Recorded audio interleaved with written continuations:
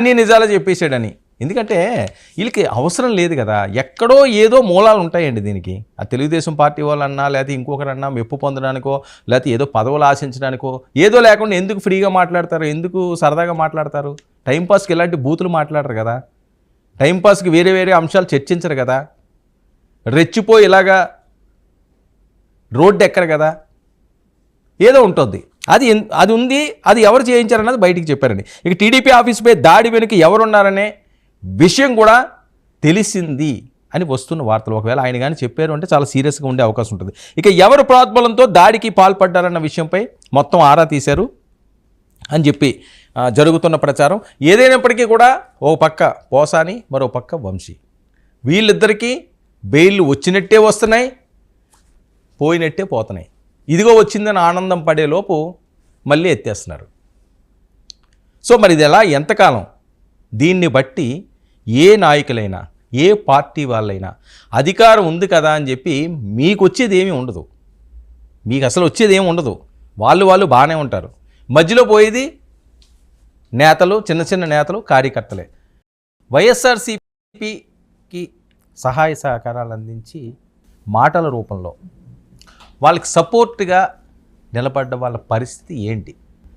ఆంధ్రప్రదేశ్ పాలిటిక్స్లో చాలా కీలకంగా 2024 ఎన్నికల తర్వాత 2019 నుంచి 24 వరకు కూడా జరిగిన చాలా సంఘటనలు. ఈ నేపథ్యంలో ముఖ్యంగా వల్లభనేని వంశీ, పోసాని, ఇంకా బోరుగడ్డ వీళ్ళందరూ ఉన్నారు. సరే ఆ కోవలోకి బోరుగడ్డని కలపలేము, అదొక ఏదో చెప్తుంటారు. వీళ్ళేమోని వాడు మావాడు కాదంటాడు, ఆయనేమోని నాకు చిన్న ఇలాగ చిటికేస్తే చాలు దానికి ఏదో తగిలించిన సట్ట తీసుకొచ్చి నేనేదో ఎవరి మీదకి వెళ్ళిపోతానో, ఎవరినో పొడిచేస్తాను, నరికేస్తానని అతను చెప్తుంటాడు. కానీ ముఖ్యంగా విజ్ఞత ఉన్న వేరే వాళ్ళ పరిస్థితి వేరు.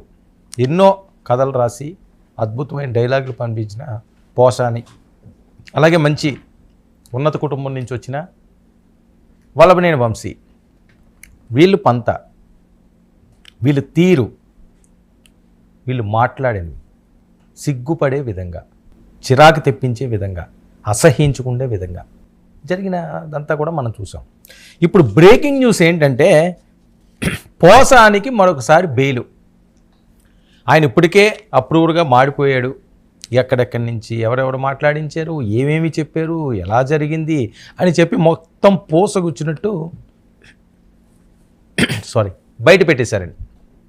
మరి ఆయన ఏం బయట పెట్టారు, జడ్జి ఏం విన్నారు, జడ్జికి చెప్పారా, లేకపోతే కస్టడీకి తీసుకున్నప్పుడు ఆయన కక్కారా, ఇవన్నీ కూడా 1-2 రోజుల్లో బయటకు వస్తాయి. కానీ ఆయనకి వివిధ ఆర్గాన్స్ ఇబ్బందికరంగా ఉన్నాయట. అందుకనే ఆయనకి బెయిల్ ఇచ్చారని వస్తున్న వార్తలు. ఎందుకంటే ఆ రోజు అరెస్ట్ చేసినప్పుడు కూడా చంద్రబాబు, పవన్ కళ్యాణ్ గారు లోకేష్ మీద ఆయన అనుచిత వ్యాఖ్యలు చేసినప్పుడు ఫిబ్రవరి 26 ఆయన అరెస్ట్ చేసింది. అంటే నెల దాటిపోయింది, సుమారు నెల కావస్తుంది, 3 వారాలు దాటింది, నెల కావస్తుంది. నేను మొన్నే ఎప్పుడో చెప్పాను, వంశీకి ఉగాది కన్నా కొత్త సంవత్సరం అని వీళ్ళు ఇంట్లో చేసుకుంటారా, తెలుగు సంవత్సరాది అంటే చేసుకుంటారు అని అనిపించినట్లుగానే అనిపించి ఆయన మళ్ళీ సిఐడి కస్టడీ కోరింది. సో లేదు ఆ ఛాన్సు. పోసాని కృష్ణమురళికి కూడా ఆల్రెడీ ఒకసారి బెయిల్ వరకు వెళ్ళింది, బెయిల్ వచ్చింది. వెంటనే ఇంకో కేసులో ఆలు భాషలో ఎత్తేశారు, మళ్ళీ అరెస్ట్ చేశారు, మళ్ళీ కస్టడీలకు కోరుతున్నారు. సో ఇవన్నీ ఎలా ఉంటాయంటే చేసిన తప్పులు, మాట్లాడిన మాటలు శాపాలుగా వాళ్ళని ఈరోజు బిక్కుమనేలా చేస్తుంది. దీన్ని పెట్టి తెలుసుకోవాల్సిన పాఠాలు ఏంటంటే, మనకి ఏదో ఉన్నప్పుడు ఏదో రకంగా వీగిపోయామో పరిస్థితి ఇలాగే ఉంటుంది. నోరును అదుపులో పెట్టుకోవాలి. నరం లేని నాలిక కదా అని ఎలా పడితే అలా తిప్పితే ఎక్కడో దగ్గర ఎవరో ఒకరు నొక్కేస్తారు. అదే జరుగుతుంది ఇప్పుడు. అది ఎవరు చేసినానంటే కూటమి వాళ్ళు చేసినా అదే అవుతుంది. ఇదేదో పోసానికో లేకపోతే ఒక వంశీకో సంబంధించిన అంశం అని ఏం కాదు. ఎవరన్నా సరే మనకి పదవి ఉంది కదా అని చెప్పి కాలరెగరేసుకుని విర్రవీకిపోయి రొమ్ము విరుచుకుని రోడ్డు మీద బరి తెగిస్తే, ఇష్టం వచ్చినట్లు చెలరేగిపోతే ఈ రకంగా శిక్షలు తప్పు. ఇప్పుడు ఒక్కరన్నా పరామర్శిస్తున్నారా?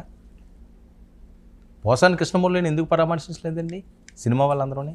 ఎన్నో సినిమాలు చేసాడే అతను, ఎంతో అద్భుతంగా నటించాడు ఆయన, ఎంతోమందిని అలరించారే. ఒక్కరన్నా అయ్యో పోసాని ఏమైందయ్యా